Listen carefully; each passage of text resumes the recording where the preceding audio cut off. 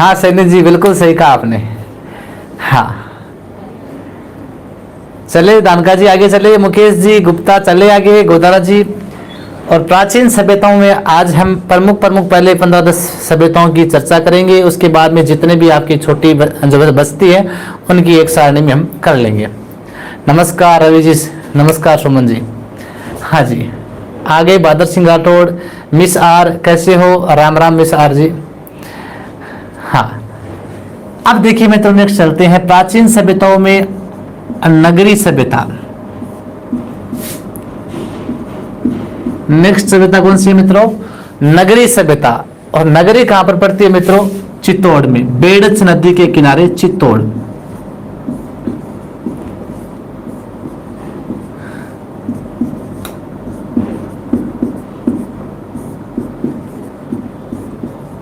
नगरी आपकी पड़ती है चित्तौड़गढ़ में।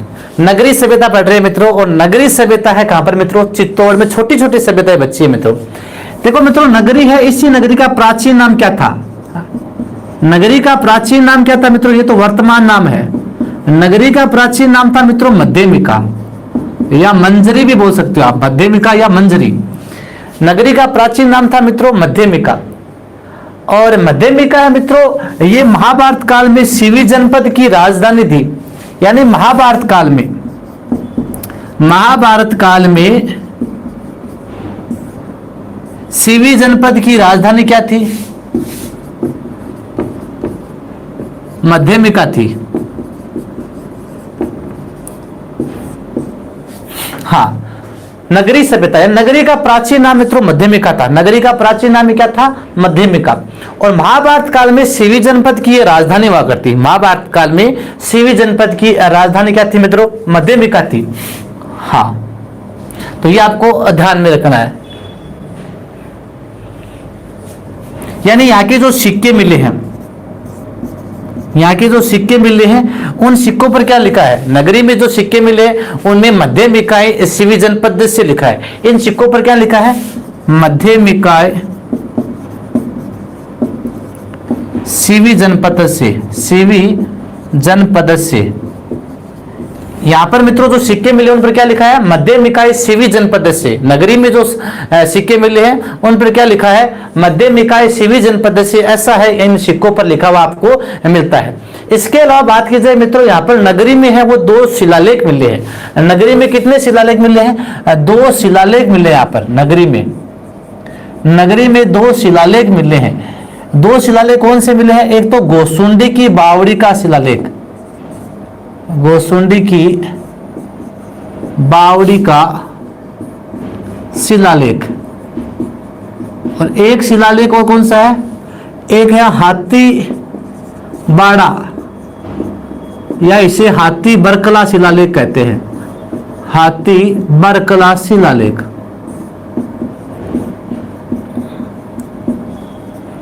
हाथीबाड़ा या हाथी बरकला शिलालेख कहां से मिले मित्रों? ये चित्तौड़गढ़ से मिले।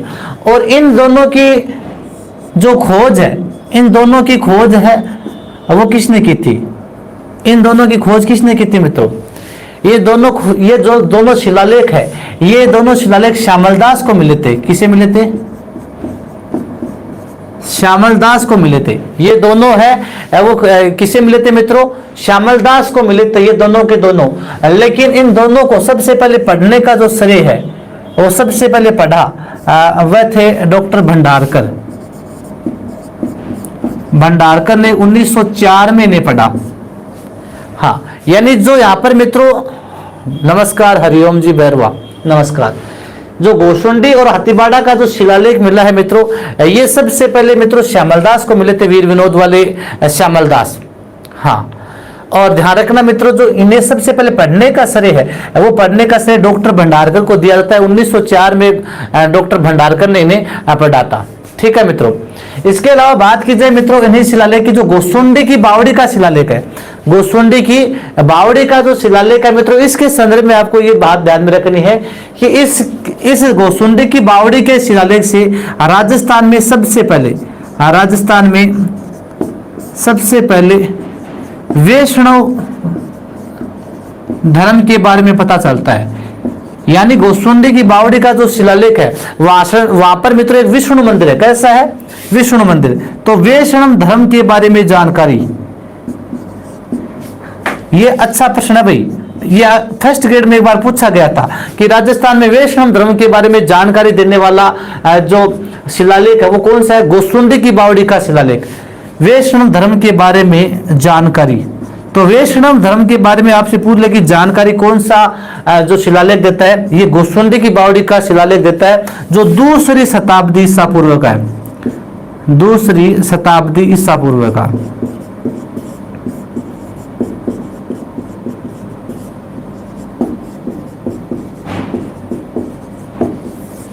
दूसरी शताब्दी ईसा पूर्व का मित्रों, ये रेखा ध्यान रखना। तो ये आपको ध्यान में रखना है, जो नगरी सभ्यता है उस नगरी सभ्यता की बात कर रहे हैं मित्रों। नगरी सभ्यता बेड़च नदी के किनारे चित्तौड़गढ़ में है। और नगरी का ही प्राचीन नाम क्या था? मध्यमिका था, जो महाभारत काल में मध्यमिका ये शिवी जनपद की राजधानी हुआ करती थी। यहाँ पर जो सिक्के मिले नगरी में, उन सिक्कों पर मध्यमिका ये शिवी जनपद से लिखा हुआ है। ठीक है, यहाँ पर मित्रों दो शिलालेख मिले। एक तो शिलालेख है गोसुंडी की बावड़ी का शिलालेख, एक हाथीबाड़ा या हाथी बकला का शिलालेख, ये आपको ध्यान में रखना है। बात की जाए, हाँ, अगला टॉपिक है हमारा मित्रों, ध्यान रखना, शिलालेख ही होगा। इन शिलालेखों के बारे में जो आपके गोसुंडी की बावड़ी का शिलालेख है या जितने भी शिलालेख है उन शिलालेखों के बारे में डिटेल से चर्चा करेंगे। ठीक है, तो गोसुंडी की बावड़ी का शिलालेख, हाथीबाड़ा का शिलालेख है मित्रों, ये आपको ध्यान में रखना। दो शिलालेख मिले और गोसुंडी की बावड़ी का शिलालेख है, इससे राजस्थान में सबसे पहले वैष्णव धर्म के बारे में जानकारी मिलती है, जो दूसरी शताब्दी ईसा पूर्व का शिलालेख है। तो ये आपका नगरी सभ्यता होता है मित्रों। लेकिन यहाँ पर एक मित्रों नगर सभ्यता भी है, छोटी सी, ये भी ध्यान रखना। ये नगरी सभ्यता थी, ये कौन सी आपकी? नगर सभ्यता। ये नगर सभ्यता कहां पर है मित्रों? ये उनियारा टोंक में। कहां पर है? नगर सभ्यता कहां पर है मित्रों? उनियारा टोंक में है, जहां पर मालव गणराज्य के सिक्के मिले। मालव गणराज्य के सिक्के, वह महिषासुर मर्दिनी की प्रतिमा, महिषासुर मर्दिनी की प्रतिमा, अर्थात जो दुर्गा माता थी, उस दुर्गा माता ने महिषासुर राक्षस का वध किया था। महिषासुर राक्षस का वध किया था दुर्गा माता ने, इसलिए उसे महिषासुर मर्दिनी कहते हैं। तो महिषासुर मर्दिनी की प्रतिमा और मालव गणराज्य की सिक्के वो नगर सभ्यता से मिलते हैं। और नगर सभ्यता कहां पर है? टोंक में है। तो नगरी सभ्यता है आपकी कहां पर? चित्तौड़गढ़ में। और नगर सभ्यता कहां पर है मित्रों? टोंक में है। ये आपको ध्यान में रखना है, दोनों अलग अलग ध्यान में रखना है। आप आराम से आप एक बार स्क्रीनशॉट लीजिए।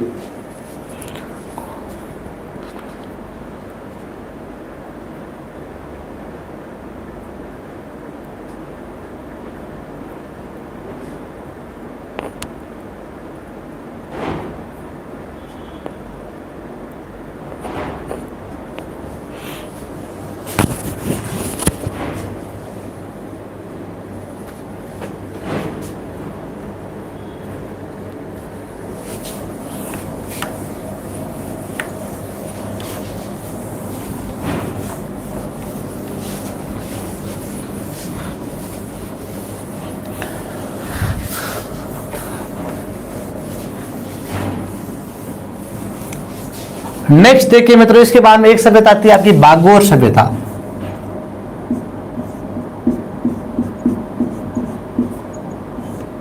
बागोर सभ्यता कहां पर है मित्रों? ये आपकी कोठारी नदी के किनारे भीलवाड़ा में है। भीलवाड़ा में कोठारी नदी के किनारे बागोर सभ्यता, ये कहां पर है मित्रों? भीलवाड़ा में। बागोर सभ्यता कहां पर है? भीलवाड़ा में, कोठारी नदी के किनारे। और यहां पर जो उत्खनन किया था, उत्खनन किसने किया था इस सभ्यता का? तो वो उत्खनन किया था मित्रों वीरेंद्रनाथ मिश्र था। एक तो था वीरेंद्रनाथ मिश्र था आपका, और एक इसके साथ था एक डॉक्टर लिस ने, डॉक्टर LS लिस ने। हाँ, तो वीरेंद्रनाथ मिश्र वह LS लिस ने, वह डॉक्टर LS लिस ने, ये आपको ध्यान में रखना है। तो देखो बागोर सभ्यता है वो भीलवाड़ा में कोठारी नदी के किनारे है। और यहाँ पर जो उत्खनन का कार्य किया था वीरेंद्रनाथ मिश्र लगभग 1967-69 के बीच में माना जाता है। ये 67 से 69 ईस्वी के बीच लगभग माना जाता है। तो वीरेंद्रनाथ मिश्र और डॉक्टर एल.एस. निस्ले ने मित्रों यहाँ पर क्या किया था, उत्खनन का कार्य यहाँ पर किया था। ये आपको ध्यान में रखना है। बागोर सभ्यता की बात की जाए मित्रों तो यहाँ पर जो उत्खनन हुआ था वह उत्खनन कहां से हुआ था, महासतियों के टीले से। उत्खनन ये उत्खनन कहां से हुआ था, महासतियों के टीले से। बागोर सभ्यता में जो उत्खनन हुआ था वह कहां से हुआ था मित्रों, महासतियों के टीले से। महासतियों के टीले से बागोर सभ्यता में क्या हुआ था, उत्खनन हुआ था। देखो मित्रों एक महासतिया एक स्थान अलग है, जैसे मेवाड़ महाराणाओं का जो समाधि स्थल है वह क्या कहलाता है, महासतिया। मेवाड़ महाराणाओं का समाधि स्थल क्या कहलाता है, महासतिया कहलाता है, ये ध्यान रखना। और यहाँ पर महासतियों के टीले से जो उत्खनन हुआ है वो बागोर सभ्यता में माना गया है।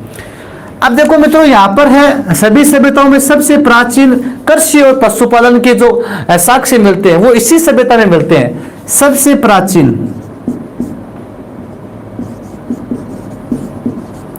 कृषि व पशुपालन के साक्ष्य, कृषि व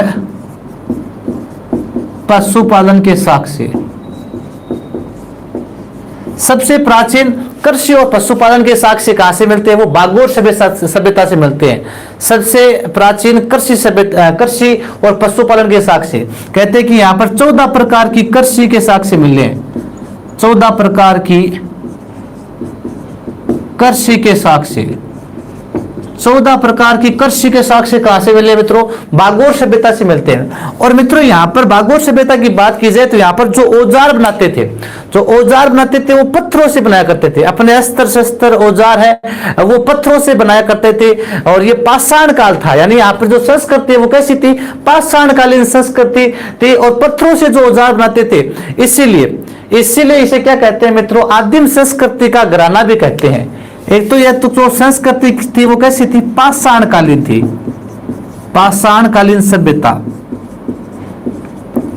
और यहां पर मित्रों जो औजार बनाते थे वो औजार कैसे बनाते थे, ये पत्थरों से औजार बनाते थे। पत्थरों से औजार व शस्त्र बनाते थे। इस संस्कृति के लोग पत्थरों से औजार और क्या है, शस्त्र बनाते थे। इसलिए इसे क्या कहते हैं मित्रों, आदिम संस्कृति का घराना कहते हैं। अतः इसे आदिम संस्कृति का घराना भी कहते हैं। बागोर सभ्यता को क्या कहते हैं मित्रों, आदिम संस्कृति का घराना भी इसे ही कहते हैं। आपको ध्यान में रखना है। इसके अलावा यहाँ पर मित्रों बागोर में जैसे कई और भी उपकरण मिले, जैसे मछली पकड़ने के उपकरण है या आपके जो स्वास्थ्य चिन्ह है, ये सारे मित्रों बागोर में मिलते हैं आपके, है ना। तो बागोर सभ्यता में मुख्यतः ध्यान रखना भीलवाड़ा में कोठारी नदी किनारे है। वीरेंद्रनाथ मिश्र व एल.एस. निस्ले ने इसका उत्खनन किया था 1967 से 69 के ईस्वी के बीच। हाँ, इसके बाद में यहाँ पर है मित्रों ध्यान रखना जो महासतियों का टीला है, उस महासतियों के टीले से है मित्रों यहाँ पर उत्खनन का कार्य किया गया था। ये ध्यान रखना। सबसे प्राचीन कृषि और पशुपालन के साक्ष्य मित्रों वहां से मिलते हैं, बागोर सभ्यता से 14 प्रकार की कृषि के साक्ष्य मिलते हैं। ठीक है। इसके पश्चात ये संस्कृति कैसी है, पाषाण कालीन संस्कृति मित्रों, और पत्थरों से औजार और शस्त्र बनाते थे, इसलिए इसे आदिम संस्कृति का घराना भी इसे कहते हैं। इसी संस्कृति में मित्रों आपको ध्यान रखना कि एक तो है वो मछली पकड़ने के औजार मिलते हैं, आपको यहाँ पर मिल जाएंगे आपको। और इसके अलावा स्वास्थ्य चिन्ह मिल जाएंगे आपके, या छेद करने के जो उपकरण होते हैं पत्थरों से, वो भी इसमें आपको देखने को मिलते हैं। तो ये आपकी मित्रों कौन सी सभ्यता होती है, बागोर सभ्यता होती है कंप्लीट। एक बार इसका आप स्क्रीनशॉट लीजिए।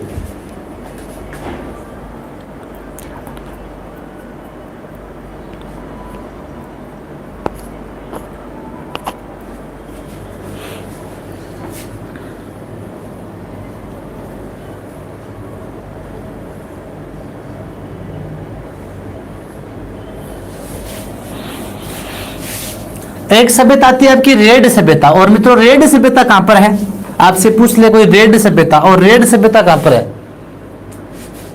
नेक्स्ट आती है आपकी रेड सभ्यता।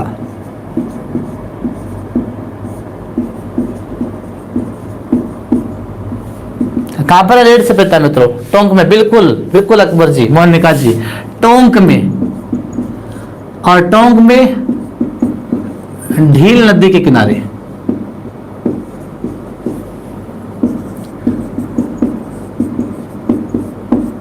टोंक में ढील नदी के किनारे। और यहां पर जो उत्खनन है मित्रों, वो उत्खनन दयाराम साहनी के द्वारा, और एक था केदारनाथ। हाँ, केदारनाथ, दयाराम साहनी और केदारनाथ है वो यहां पर थे मित्रों, उत्खनन करता थे। तो उत्खनन करता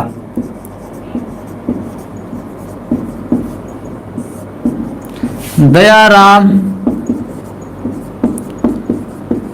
साहनी, दयाराम साहनी, और एक आता है केदारनाथ। यहां पर जो उत्खनन हुआ था मित्रों 1938 से 40 ईस्वी के मध्य माना जाता है। 1938 से 40 ईस्वी के मध्य, 1938 से 40 ईस्वी के मध्य मित्रों यहां पर क्या माना जाता है? उत्खनन माना जाता है। तो रेड सभ्यता है वो टोंक में ढील नदी के किनारे है। टोंक में ढील नदी के किनारे हैं।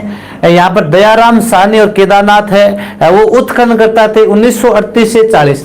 और टोंक में मित्रों यहाँ पर है वो एक तो मालव गणराज्य के सिक्के मिलते हैं, मालव गणराज्य के सिक्के।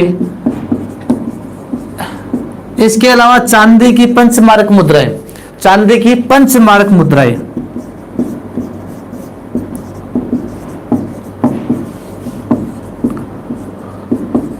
और प्राचीन मित्रों जो चांदी के सिक्के हैं वो चांदी के सिक्के, ये आपको ध्यान में रखना, चांदी के सिक्के कहते हैं कि यहाँ पर 3075 चांदी के सिक्के मिले थे। 3075 है वो चांदी के सिक्के मिले थे। वो एक स्थान पर सर्वाधिक मिलने वाले सिक्कों की संख्या मान जाती है।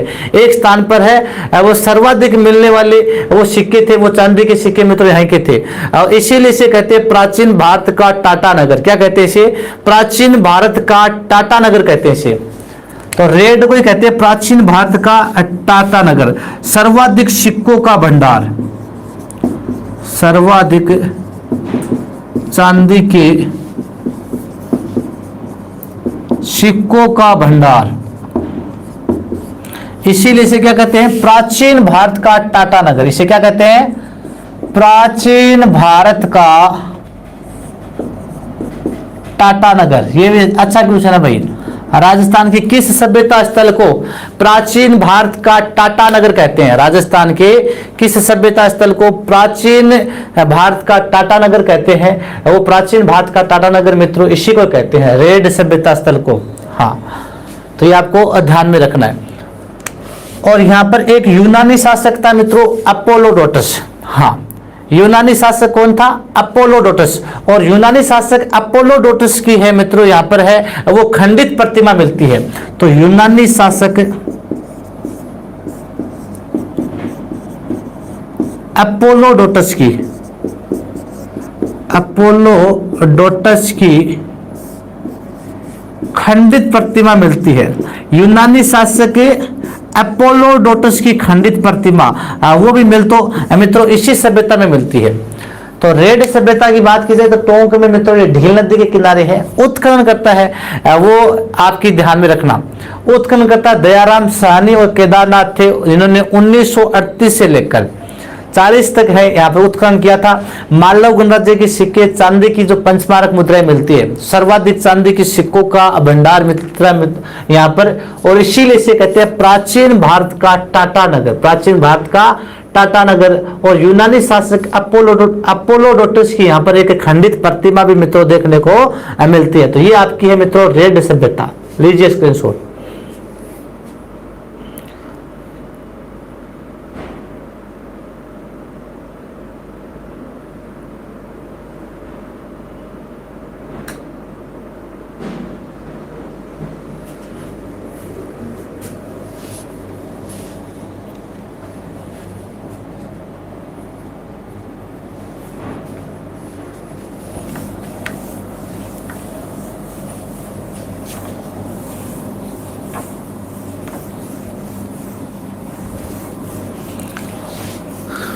एक सभ्यता आती है मित्रों आपके रंग महल सभ्यता,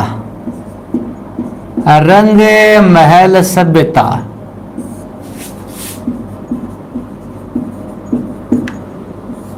ये कहां पर है मित्रों, ये हनुमानगढ़ में, और वो है नदी है आपकी सरस्वती नदी।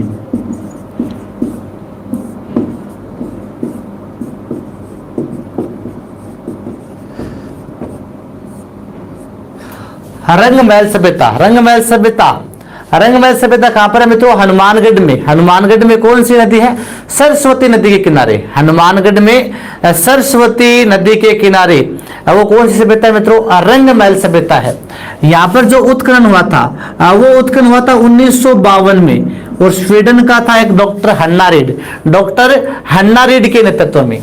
तो उत्खनन हुआ था डॉक्टर, स्वीडन का था आपके, स्वीडन के डॉक्टर हन्नारेड के नेतृत्व में।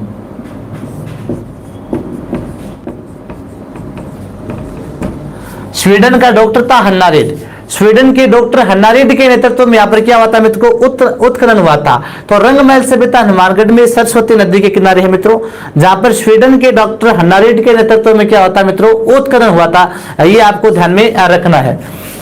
यहाँ पर जो मित्रों ये सभ्यता है, इस सभ्यता में मित्रों देखो कुषाण काल के भी अवशेष मिलते हैं, यानी हड़प्पा के भी अवशेष मिलते हैं और कुषाण काल के भी मिलते हैं। और यहाँ पर मित्रों चावल की खेती के साक्ष्य मिले हैं, यानी रंगमहल में क्या मिले हैं, चावल की खेती के प्रमाण, चावल की खेती के प्रमाण मिले हैं रंगमहल में। और जो मुख्य भोजन है वो यहाँ का मित्रों चावल ही था, लोगों का मुख्य भोजन है वो चावल था, मुख्य भोजन है वो चावल था। चांदी की भी कुछ मुद्राएं यहाँ पर देखने को मिलती है। इसके अलावा 105 है वो तांबे के सिक्के, यहाँ पर कितने मिले थे, 105 तांबे के सिक्के मिले थे, 105 तांबे के सिक्के। तो 105 तांबे के सिक्के मित्रों इसी सभ्यता में आपको देखने को मिलते हैं। सबसे इंपॉर्टेंट है यहाँ पर एक गुरु शिष्य की मूर्ति मिली है, यानी गुरु शिष्य की मूर्ति मित्रों वो इसी में आपको देखने को मिलती है। तो ये आपको ध्यान में रखना है कि गुरु शिष्य की जो मूर्ति है, ये गुरु शिष्य की मूर्ति मित्रों ये आपको इसी में मिलती है। आपको गुरु शिष्य की मूर्ति, गुरु शिष्य की मूर्ति, हाँ ये आपको इंपॉर्टेंट ध्यान रखना। रंगमहल सभ्यता में कौन सी मिलती है मित्रों, गुरु शिष्य की मूर्ति है। आपसे पूछ ले गुरु शिष्य की मूर्ति कहां पर मिलती है, तो वो आपकी रंगमहल सभ्यता हनुमानगढ़ में ही देखने को मिलेगी। तो रंगमहल सभ्यता हनुमानगढ़ में सरस्वती नदी के किनारे है मित्रों, जिसे आप घग्गर नदी बोलते हैं। उत्खनन इसका स्वीडन के डॉक्टर थे हन्नारेड के नेतृत्व में। चावल की खेती का प्रमाण मिलता है, मुख्य भोजन यहाँ का चावल था। 105 आपके तांबे के सिक्के आपको देखने को मिल जाएंगे, और गुरु शिष्य की यहाँ पर है मूर्ति देखने को मिलती है। हनुमानगढ़ में मित्रों आपको एक पीलीबंगा भी देखने को मिलती है ना, पीलीबंगा सभ्यता, ये इसी नदी के किनारे है। पीलीबंगा सभ्यता सरस्वती नदी के किनारे हनुमानगढ़ में है मित्रों। और पीलीबंगा सभ्यता में देखो मित्रों आपको एक तो देखने को मिलता है रामदेव मंदिर, रामदेव जी का मंदिर, और पीपल के वृक्ष, पीपल के वृक्ष, इनका प्रमाण है मित्रों पीलीबंगा सभ्यता में मिलता है। पीलीबंगा सभ्यता में आपको मिलता है। तो पीलीबंगा सभ्यता में मित्रों रामदेव जी के मंदिर का, रामदेव जी के मंदिर का साक्ष्य मिलता है, हाँ, और पीपल के वृक्ष का, पीपल के वृक्ष का प्रमाण मिलता है। तो ये दोनों के दोनों है मित्रों आपको पीलीबंगा सभ्यता में देखने को मिलती है। ये आपको ध्यान रखना, हड़प्पा कालीन सभ्यता एक, ठीक है। तो ये आपके रंगमहल और पीलीबंगा सभ्यता है वो होती है। आप इसका एक बार लीजिए स्क्रीनशॉट।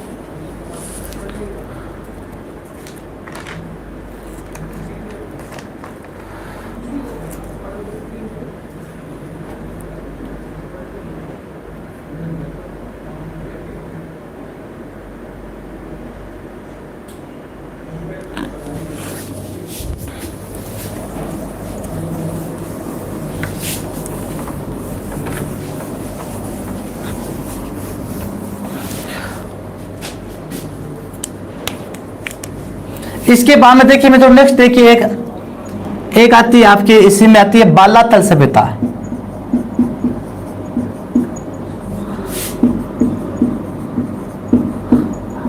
उदयपुर में, कहां पर है, बालातल सभ्यता है वल्लभ नगर, और वल्लभ नगर कहां पड़ता है? उदयपुर में। वल्लभ नगर उदयपुर में, वल्लभ नगर उदयपुर में, वल्लभ नगर उदयपुर में आपकी बेडस नदी के किनारे।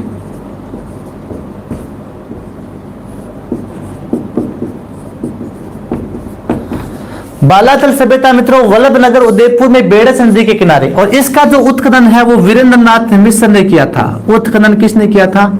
वीरेंद्रनाथ मिश्र ने।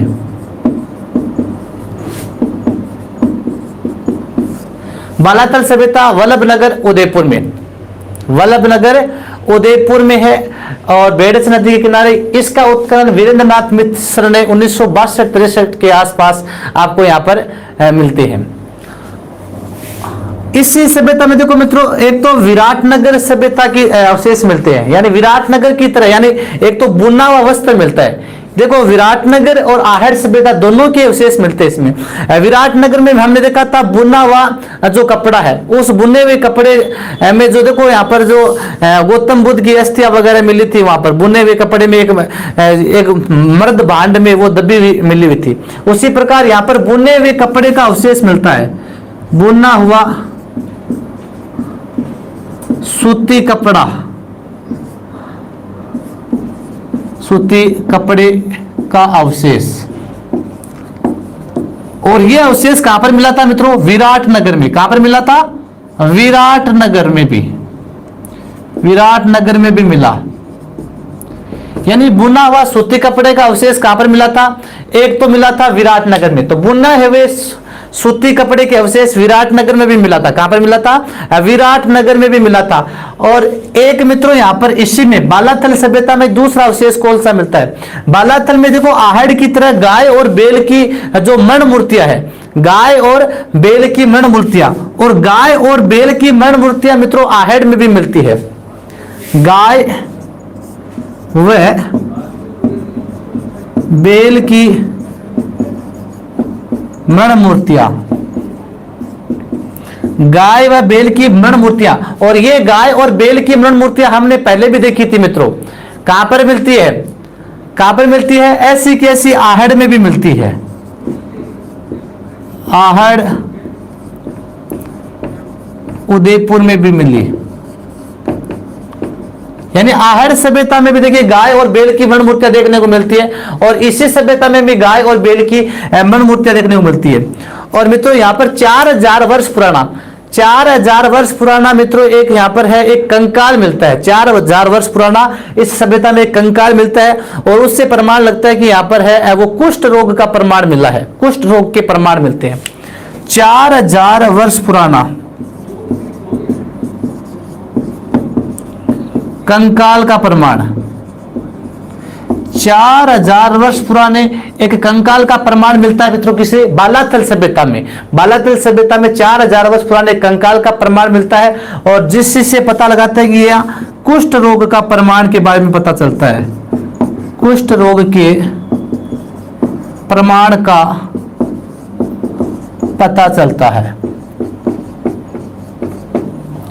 इसके अलावा मित्रों यहाँ पर जो तांबे की कुछ मुद्राएं मिलती है, और उन तांबे की मुद्राओं पर देखो, एक तो जो तांबे की मुद्रा है उन पर हाथी और चंद्रमा इनकी आकृति देखने को मिलती है। यानी बालातल सभ्यता में जो तांबे की मुद्राएं हैं, तांबे की मुद्राओं पर, तांबे की मुद्राओं पर एक तो आपको हाथी व चंद्रमा की प्रतिमा देखने को मिलती है।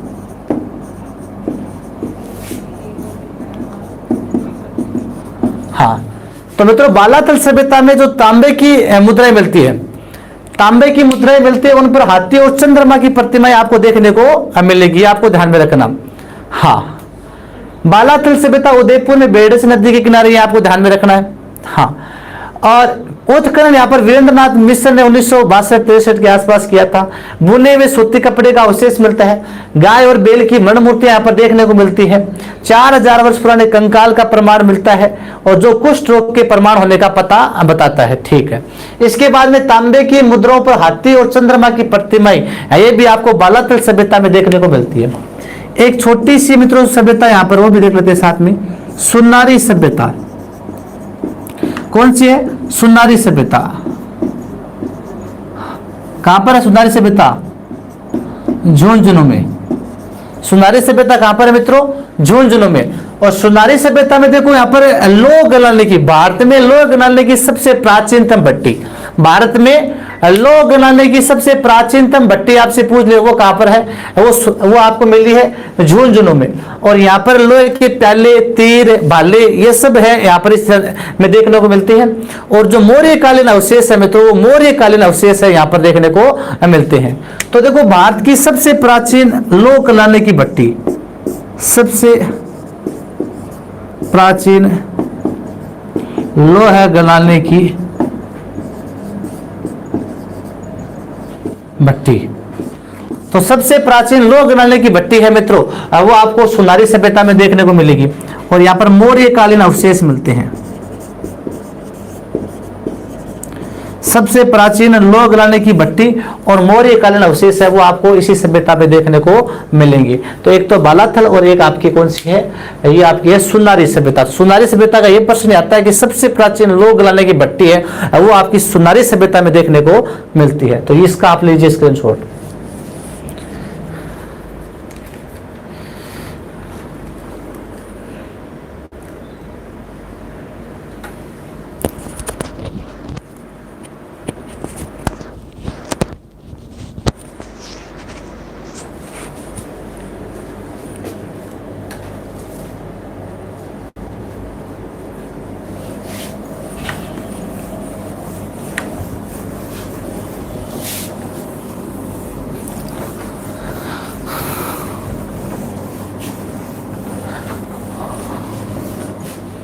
एक सभ्यता आती है आपकी नोह सभ्यता। कौन सी है मित्रों? नोह सभ्यता। ये कहां पर है मित्रों? नोह सभ्यता कहां पर है मित्रों? नोह सभ्यता भरतपुर में। नोह सभ्यता कहां पर है? भरतपुर में। और भरतपुर में नोह सभ्यता मित्रों कौन सी नदी के किनारे है? भरतपुर में नोह सभ्यता कौन सी नदी के किनारे है? रूपा रेल नदी के किनारे। भरतपुर में रूपा रेल नदी के किनारे, रूपा रेल नदी के किनारे। नोह सभ्यता में आपको दो ही बातें ध्यान रखनी है मित्रों, दो ही बातें यहाँ की प्रसिद्ध है। देखो एक तो नोह सभ्यता में क्या मिली है मित्रों? यक्ष की मूर्ति। किसकी मिली? यक्ष की मूर्ति मिली है। नोह सभ्यता में किसकी मूर्ति मिली है मित्रों? यक्ष की मूर्ति है वो नोह सभ्यता में मिली है। और एक ही मित्रों इसी नोह सभ्यता की बात की जाए, इसे जोक बाबा भी कहते हैं। और पक्षी चित्रित ईंट, पक्षी चित्रित ईंट। हाँ, तो एक तो यक्ष की मूर्ति यहां पर देखने को मिलती है और एक आपको है पक्षी चित्रित ईंट। तो यक्ष की मूर्ति और पक्षी चित्रित ईंट है मित्रों, वो आपको नोह सभ्यता में देखने को मिलेगी। छोटी सी सभ्यता है। एक आती है आपकी सोनथी सभ्यता।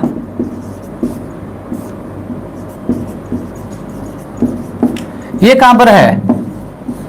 बीकानेर में। सोनथी सभ्यता कहां पर है मित्रों? बीकानेर में। सोनथी सभ्यता बीकानेर में है। और सोनथी सभ्यता की बात की जाए मित्रों तो ये इसमें हड़प्पाकालीन साक्ष्य मिलते हैं और इसीलिए सोनथी सभ्यता को क्या कहते हैं? कालीबंगा प्रथम के नाम से जाना जाता है। इसका उत्खनन भी अमलानंद घोष ने किया था 1953 में। तो बीकानेर में जो सोनथी सभ्यता है इसका उत्खनन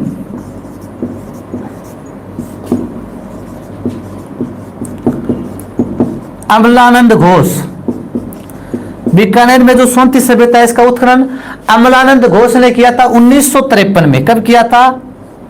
1953 में अमलानंद घोष ने किया था। बीकानेर में जो सोनथी सभ्यता है इसे मित्रों कालीबंगा प्रथम के नाम से जानते हैं। यह भी ध्यान रखना मित्रों, इसे क्या कहते हैं? कालीबंगा प्रथम भी कहते हैं।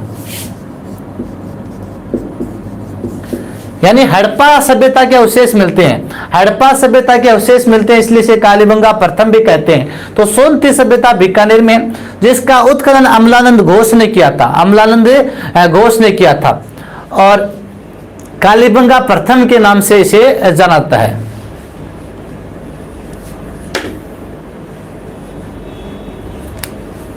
इसके बाद में देखिए सोनथी के बाद में आती है। यहां पर देखो मित्रों, बीकानेर में सोनथी के अलावा कौन सी है? एक तो सावनिया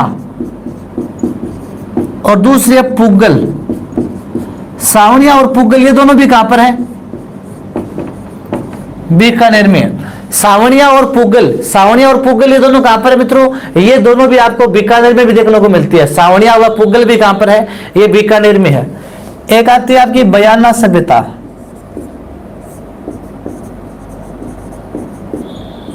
कहां पर है बयाना? भरतपुर। बयाना सभ्यता कहां पर है मित्रों?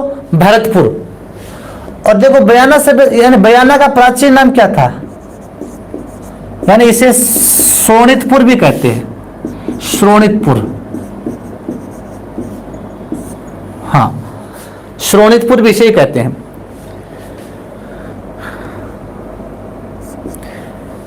यहां पर किसके साक्ष्य मिले मित्रों?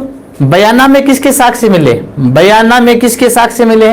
बयाना में देखो एक तो नील की खेती के, नील की खेती के साक्ष्य मिले हैं, और एक यहां पर अनगिनत कब्र, यानी सबसे ज्यादा जो कब्रें मिलती है आपको, सबसे ज्यादा कब्रें कहां मिलती है? वो बयाना में मिलती हैं, अनगिनत कब्र। हाँ, अनगिनत कब्र है वो आपको इसी में देखने को मिलती है। तो बयाना में आपको देखो एक तो नील की खेती के साक्ष्य और एक अनगिनत कब्र, इन दोनों के लिए कौन सा जगह जाता है? वो बयाना है। इसके अलावा एक है कोटा में है, देखिए आलनिया सभ्यता। आलनिया सभ्यता और एक है कणसव सभ्यता।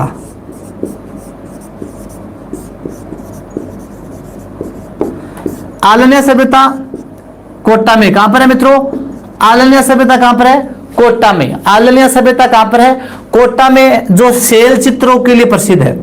आलनिया सभ्यता सेल चित्रों के लिए प्रसिद्ध है, ध्यान रखना। और कणसव सभ्यता ये भी कहां पर है? कोटा में। कणसव सभ्यता कोटा में है मित्रों। मौर्य काल के जो शासक है उनकी जानकारी मिलती है, जैसे मौर्य शासक धवल था उसके बारे में जानकारी मिलती है। तो आलनिया और कणसव सभ्यता ये दोनों कहां पर है मित्रों? कोटा में है। हाँ, तो नोएल सभ्यता भरतपुर में मित्रों। इसमें यक्ष की मूर्ति और पक्षी चित्र दिए, दो चीज आपको ध्यान रखनी है, ठीक है। सोनती सभ्यता है वो बीकानेर में है, सावनिया और पुगल भी बीकानेर में। उत्खनन अमलानंद घोष ने किया था सोनती सभ्यता का, जिसे कालीबंगा प्रथम के नाम से जानते हैं। बयाना सभ्यता भरतपुर में है, जिसे शोणितपुर कहते थे पहले। नील की खेती के साक्ष्य, अनगिनत कब्र है वो यहाँ की प्रसिद्ध है। आलनिया सभ्यता कोटा में सेल चित्र यानी जो पहाड़ों पर जो चित्र बने हैं उनके लिए प्रसिद्ध है। कणसव सभ्यता वो कोटा में है, जो है मौर्यकालीन सभ्यता के बारे में बताते ही है, ठीक है। लीजिए स्क्रीनशॉट।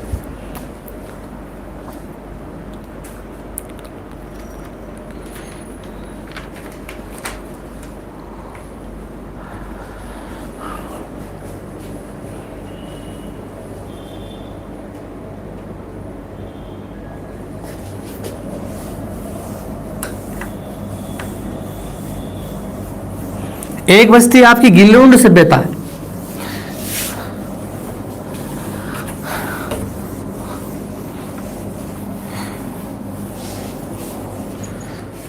गिल्लुंड सभ्यता कहां पर है मित्रों?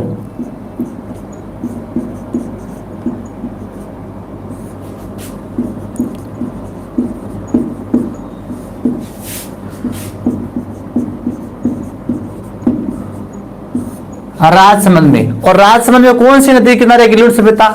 ये है बनास नदी के किनारे।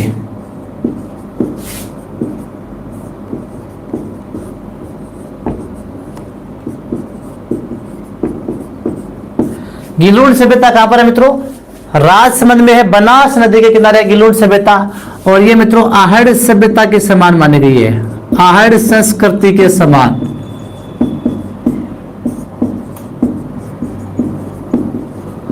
आहड़ संस्कृति के समान है मित्रों, ये आहड़ संस्कृति के समान है गिल्लुंड सभ्यता। देखो हमने बात की थी जिस प्रकार आहड़ सभ्यता में कच्ची ईंटों से मकान बने थे, यानी वैसे समानता इनमें, लेकिन डिफरेंस ये है कि आहड़ में तो कच्ची ईंटों का प्रयोग हुआ था, आहड़ में तो कच्ची ईंटों का प्रयोग हुआ था, जबकि यहाँ पर है वो गिलोंड सभ्यता में पक्की ईंटों का प्रयोग हुआ है, ध्यान रखना। आहड़ में कच्ची ईंटों का प्रयोग हुआ था और गिलोंड सभ्यता में मित्रों पक्की ईंटों का प्रयोग हुआ था। तो गिलोंड सभ्यता में मित्रों यहाँ पर जो मकान मिले हैं वो मकान है 100x80 आकार के, वो मकानों का आकार मिला है। और इसी में मित्रों मृद भांड भी देखने को मिल रहे हैं यहाँ पर, जैसे आहड़ में मिले थे वो मृद भांड। इसके अलावा ताम्र उपकरण भी देखने को मिलते हैं।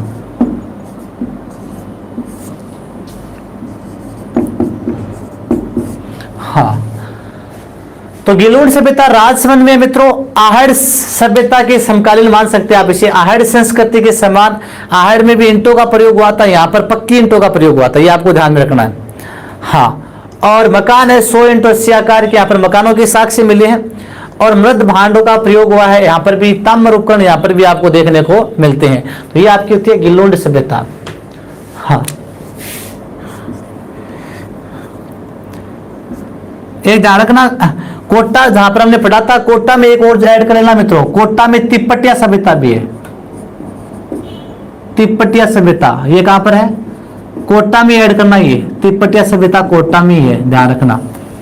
इसके अलावा देखिए मित्रों एक आती है आपकी लोद्रवा। लोद्रवा सभ्यता कहां पर है? जैसलमेर में लोद्रवा। और एक आती है कुंडा, एक आती है ओला। तो लोद्रवा, कुंडा, ओला ये तीनों कहां पर है मित्रों? जैसलमेर में है। और जो ओला है, इस ओला सभ्यता में मित्रों यहां पर ओला सभ्यता में पाषाणकालीन कुल्हाड़ी मिली है। पाषाणकालीन कुल्हाड़ी। हाँ, तो लोद्रवा, कुंडा और ओला, लोद्रवा, कुंडा और ओला ये तीनों कहां पर है मित्रों? जैसलमेर की सभ्यताएं हैं। इसके अलावा बात की जाए मित्रों, एक आती है आपकी ईसवाल सभ्यता। ईसवाल सभ्यता पूछे तो कहां करनी है आपको? उदयपुर में। ईसवाल सभ्यता कहां पर है? उदयपुर में ईसवाल सभ्यता। एलाना सभ्यता कहां पर है? एलाना, जालोर में। एलाना सभ्यता कहां पर है मित्रों? जालोर में। हाँ, इसके बाद में देखिए नेक्स्ट देखिए, एलाना सभ्यता भी जालोर में, ईसवाल सभ्यता उदयपुर में। जहाजपुरा सभ्यता, भीलवाड़ा। जहाजपुरा सभ्यता कहां पर है मित्रों? भीलवाड़ा में है जहाजपुरा सभ्यता। तो ईसवाल सभ्यता उदयपुर में है, एलाना जालोर में है, जहाजपुरा भीलवाड़ा में। जोधपुरा सभ्यता, जोधपुरा सभ्यता कहां पर है मित्रों? जोधपुरा जयपुर में। ये ध्यान रखना मित्रों, नाम इसका जोधपुरा है, नाम इसका जोधपुरा है, लेकिन है कहां पर? जयपुर में। जोधपुरा सभ्यता कहां पर है? जयपुर में। और एक भीलवाड़ा में एक और ध्यान रखना मित्रों, ओजियाना सभ्यता। भीलवाड़ा में कौन सी है? ओजियाना सभ्यता। ओजियाना सभ्यता कहां पर है? भीलवाड़ा में है, जहां पर सफेद बेल की प्रतिमा प्राप्त हुई है। भीलवाड़ा में सफेद बेल की प्रतिमा प्राप्त हुई है, जिसे ओजियाना बुल भी कहते हैं। ओजियाना बुल, ये ओजियाना बुल है वो भीलवाड़ा में, ध्यान रखना। जोधपुरा सभ्यता जयपुर में। चीथवाड़ी, चीथवाड़ी सभ्यता, चीथवाड़ी सभ्यता भी कहां पर है? जयपुर में। इसके अलावा कीराडोत, कीराडोत सभ्यता कहां पर है? जयपुर में। कीराडोत भी कहां पर है? जयपुर में। नलियासर सभ्यता, नलियासर या नालियासर जयपुर में। नंदलालपुरा सभ्यता, नंदलालपुरा सभ्यता जयपुर में। कहां पर है? जयपुर में। तो एक बार वापस देखिए इनको, गिलून सभ्यता राजसमंद में आपको पडली ताम्र उपकरण है, मर्दबाण मिले हैं, आहड़ की तरह मिले यहाँ पर। ठीक है मित्रों, लोदरवा, कुंडा और ओड़ा यह कहां पर है मित्रों? तीनों की तीनों आपके जैसलमेर की है। तिब्बतिया कहां की है? कोटा की है। ठीक है, इसके बाद में ईसवाल सभ्यता उदयपुर की है मित्रों, ध्यान रखना है। एलाना है वो जालोर की है, जहाजपुरा भीलवाड़ा की है, जोधपुरा है वो जयपुर की है, चीथवाड़ी जयपुर की, कीराडोत भी जयपुर की, नलियासर जयपुर की, नंदलालपुरा भी जयपुर की। ठीक है, और एलाना बताई दी आपको। एक ओजियाना सभ्यता ये भीलवाड़ा के, यहाँ पर सफेद बेल है, वो सफेद बेल की प्रतिमा प्राप्त हुई है। लीजिए स्क्रीनशॉट।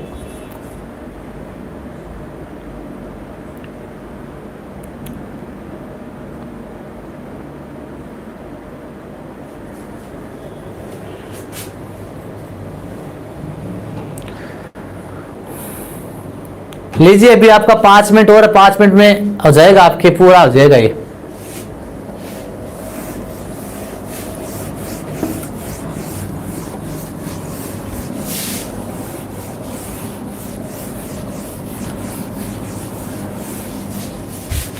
एक आती है मित्रों आपको चंद्रावती सभ्यता।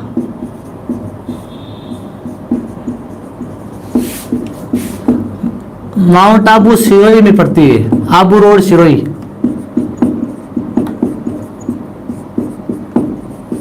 चंद्रावती सभ्यता कहां पर है मित्रों? आबू रोड सिरोही। और ध्यान रखना मित्रों, चंद्रावती सभ्यता एक और भी है, वो आपकी चंद्रावती है झालावाड़ में भी है, ध्यान रखना।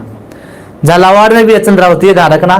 तो ये चंद्रावती कहां पर है? आबू रोड सिरोही में है, ये ध्यान रखना। यहां पर एकमात्र गरुड़ासन विष्णु प्रतिमा, गरुड़ासन विष्णु प्रतिमा मिली है,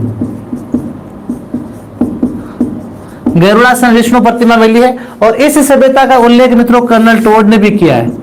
किसने किया है? कर्नल टोड ने इसका उल्लेख किया है। इस सभ्यता का उल्लेख कर्नल टोड ने किया है। Annals and antiquities of Rajasthan, इसकी एक पुस्तक है, annals and antiquities of Rajasthan, annals and antiquities of Rajasthan, annals and antiquities of Rajasthan में इसका उल्लेख किया है। और यह पुस्तक इसने विलियम हंटर ब्लेयर को समर्पित की है, विलियम हंटर ब्लेयर को समर्पित की है, जिसने मित्रों इस पुस्तक के लिए इस कर्नल टोड को चित्र उपलब्ध करवाए थे, तो विलियम हंटर ब्लेयर को समर्पित है। और इस चंद्रावती सभ्यता का मित्रों यहाँ पर जो निरीक्षण है वो इंदिरा गांधी है, इंदिरा गांधी है, उसकी मृत्यु हुई थी 31 अक्टूबर 1984 को। और इंदिरा गांधी ने अपनी मृत्यु से 3 महीने पहले, इंदिरा गांधी ने अपनी मृत्यु से 3 महीने पहले है मित्रों यहाँ का दौरा किया था इस सभ्यता का। तो इंदिरा गांधी भी 3 महीने पहले यहाँ पर आकर गई थी। ये ध्यान रखना, गरुड़ासन विष्णु प्रतिमा है वो आपको यहीं पर देखने को मिलती है। गरुड़ासन विष्णु प्रतिमा है वो चंद्रावती सभ्यता कहां पर है? आबू रोड सिरोही में देखने को मिलेगी। ठीक है, इसके अलावा देखिए मित्रों यहां पर ये होगी, आबू की होगी। इसके अलावा नेनवा सभ्यता, नेनवा सभ्यता कहां पर है?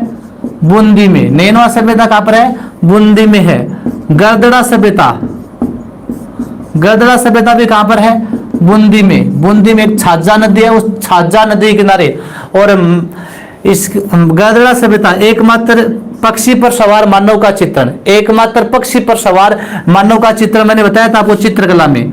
पक्षी पर सवार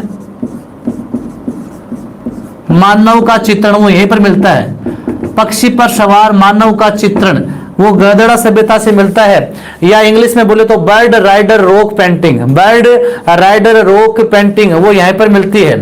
ठीक है, ये आपको ध्यान रखना है। बर्ड राइडर रॉक पेंटिंग वो आपको यहाँ पर देखने को मिलेगी।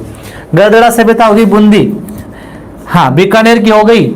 और देखो यहाँ पर एक आती है आपकी चक 84, चक 84, डेरा अनूपगढ़,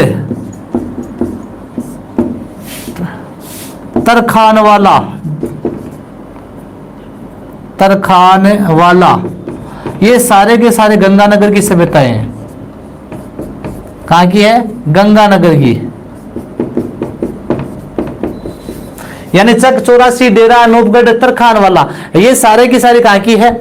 ये सारी की सारी सभ्यता मित्रों गंगानगर की है। चक 84 है, डेरा है, नूपगढ़, तरखान वाला, ये सारी की सारी सभ्यता कहाँ की है मित्रों? ये गंगानगर की सभ्यता आपको ध्यान में रखनी है। एक है डड्डीकर सभ्यता, कौन सी है? डड्डीकर सभ्यता, या डड्डीकर भी बोल सकते हो आप। डड्डीकर सभ्यता ये अलवर की है मित्रों। अलवर की सभ्यता कौन सी है? डड्डीकर सभ्यता। डड्डीकर सभ्यता मित्रों अलवर की है आपकी। नागौर की सभ्यता कौन सी है? देखो कुराड़ा सभ्यता। कुराड़ा सभ्यता, यानी कुराड़ा को क्या कहते हैं मित्रों? ध्यान रखना, कुराड़ा को औजारों की नगरी कहते हैं। औजारों की नगरी पूछ लिया आपको, औजारों की नगरी है, कुराड़ा को कहते हैं। यहाँ पर ताम्र के 103 उपकरण प्राप्त हुए थे तांबे के। नागौर सभ्यता जी, डीडवाना सभ्यता जिसी, डीडवाना वह खूड़ी सभ्यता, वो भी नागौर में ही है, नागौर में। और ये गुरारा सभ्यता कहां पर है? गुरारा सभ्यता सीकर में। गुरारा कहां पर है मित्रों? सीकर में है। 2744 चांदी के सिक्के प्राप्त हुए यहाँ पर। हाँ, 2744 चांदी के सिक्के प्राप्त हुए। गुरारा सभ्यता है, वो सीकर में। कहां पर है गुरारा सभ्यता? सीकर में है।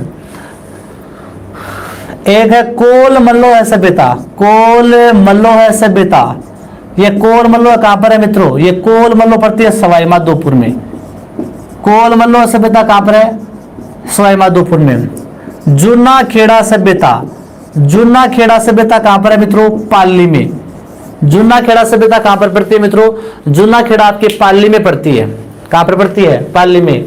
भीनमाल बताई दी, एलाना बताई दी, जालोर की बता दी आपको, सिरोही की आ गई। और मंडोर आपको पता है, मंडोर कहां पड़ेगा? जोधपुर में। बिलाड़ा कहां पर पड़ेगा? जोधपुर में। तो मंडोर और बिलाड़ा वो जोधपुर की सभ्यता आ जाएगी। हाँ, बीकानेर की बताई दी, गंगानगर की बताई दी आपको, इधर आ गई। सवाई माधोपुर की आ गई, पाली की आ गई, कोटा की आ गई, बूंदी की आ गई। हाँ, लगभग हो गई सैनी जी, कोई 2-4 रही वो आप खुद पढ़ लेना। मैंने तुम्हारी तरफ से लगभग जितनी सभ्यता है वो लगभग आपको सारी सभ्यताएं करवा दी है। हाँ, हो सकती है 5-7 और होगी, लेकिन जितनी बनती है उतनी मैंने आपको सभ्यताएं करवा दी है। तो ठीक है मित्रों, यहाँ पर आपका जो सभ्यता वाला जो पोर्शन है ये आज कंप्लीट होता है। और कल हम मित्रों एक नया टॉपिक अर्थात जो अभिलेख है वो अभिलेख वाला एक नया टॉपिक ले लेंगे। यहाँ पर कल वाला टॉपिक एक क्लास में हो जाएगा। अभिलेख है, क्योंकि जो अभिलेख है वो आपको भी पता है, साथ साथ में हम अभिलेख करते भी जा रहे हैं। जहाँ पर अभिलेखों की चर्चा आती है, जैसे राज प्रशस्ति है तो उसको हमने राज सिंह अध्ययन किया, उस समय पढ़ लिया था। जैसे थोड़ा बहुत गोसुंडी की बावड़ी का शिलालेख है, उसके बारे में कल डिटेल से पढ़ लेंगे। यानी कई अभिलेख ऐसे जिनकी हमने चर्चा कर भी ली है, जैसे कीर्ति स्तंभ प्रशस्ति है। तो सारे के सारे अभिलेख है, उनमें से कईयों की चर्चा आपने कर ली है, और कई हैं जो रह गए हैं उनकी चर्चा उनके साथ में हम कल वाली क्लास में अभिलेख है वो अभिलेख कर लेंगे। ठीक है मित्रों, और कल वहां पर 12 बजे वाली क्लास में हम पढ़ेंगे मित्रों आपकी बीकानेर राज्य का इतिहास। धन्यवाद मित्रों, मिलते हैं कल 12 बजे, तब तक के लिए धन्यवाद।